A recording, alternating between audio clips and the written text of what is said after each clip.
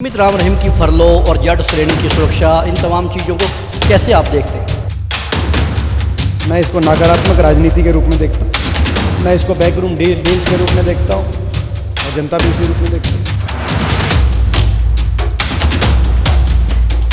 4 प्रदेशों में कांग्रेस पार्टी पूर्ण बहुमत सरकार बनाएगी, पंजाब, उत्तराखंड, गोवा और मणिपुर। हरियाणा के लोगों की जेबों पे डाका डाल रही है सरकार। पंजाब चुनाव संपन्न हो चुका है और दीपेंद्र सिंह हुड्डा इस चुनाव में पर्यवेक्षक के तौर पर भी मौजूद रहे और उन्होंने पंजाब भर का दौरा किया। दीपेंद्र जी, कैसे देखते हैं चुनाव के नतीजे, आपके अनुसार कैसे रहने वाले हैं? चुनाव के नतीजे सकारात्मक रहेंगे। 5 प्रदेशों में जिनमें चुनाव हो चुका है या चल रहा है, 4 प्रदेशों में मतदान हो चुका है। उत्तर प्रदेश में कई चरणों में हो गया, कई में चल रहा है। 5 प्रदेशों में भारतीय जनता पार्टी के खिलाफ मतदान किया गया है, बदलाव के लिए मतदान किया गया है।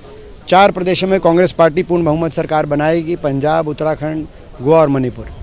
और जहां तक उत्तर प्रदेश की बात है, वहां भी बदलाव निश्चित है, बदलाव होगा और जो निर्णायक भूमिका कांग्रेस पार्टी की नई सरकार बनाने में उत्तर प्रदेश में भी रहेगी। इस तरह से डेरे की भूमिका देखी जा रही है, लगता है कि कांग्रेस बहुमत के आंकड़े को छू पाएगी पंजाब में? देखिए, डेरे की भूमिका जो है वो हमारे कोई आश्चर्यजनक नहीं है। इस प्रकार की बातें होती हैं, चलती हैं और होती रही हैं। हरियाणा और पंजाब में कोई आपको भी पता है कि नया कोई इतिहास नहीं लिखा गया ये, मगर लोगों ने इस तरह की जो बैकरूम डील्स हैं उनको लोगों ने नकार दिया इस बार और लोगों ने कांग्रेस पार्टी का साथ दिया है। गुरमीत राम रहीम की फरलो और जट श्रेणी की सुरक्षा, इन तमाम चीज़ों को कैसे आप देखते हैं?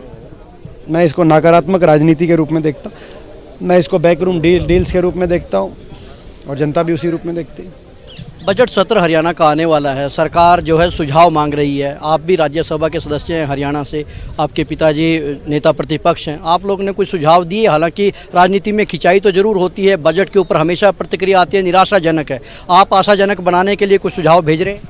देखिए, आज हमारी बैठक भी हुई थी, विधायक दल की बैठक हुई थी और उसमें से कई सुझाव सरकार के लिए और कई मांग, मगर उससे सारे हमारे सुझाव से बड़ी मांगों से बड़ी बात यह है कि अपना घोषणा पत्र पूरा करें। बुढ़ापा पेंशन इन्होंने कहा था, क्या हुआ उस बात का, उसके बारे में कुछ जानकारी दें। जिस तरीके से हरियाणा के लोगों की जेबों पे डाका डाल रही है सरकार, बजट से पहले अभी देखा आपने कल विकास शुल्क के नाम पे किस तरीके से निकाय तहसील स्तर पर भ्रष्टाचार को बढ़ावा देने के लिए फैसला लिया गया कि रजिस्ट्री के समय भी विकास शुल्क कितना प्रतिशत 2-2, 3-3, 4-4 गुना बढ़ाया गया। तो ये जो सारा किया जा रहा है हरियाणा के अंदर, वो सारी एक ही बात इस प्रकार ये दिखाती है कि इस सरकार के कार्यकाल में हरियाणा की अर्थव्यवस्था चौपट हो चुकी है।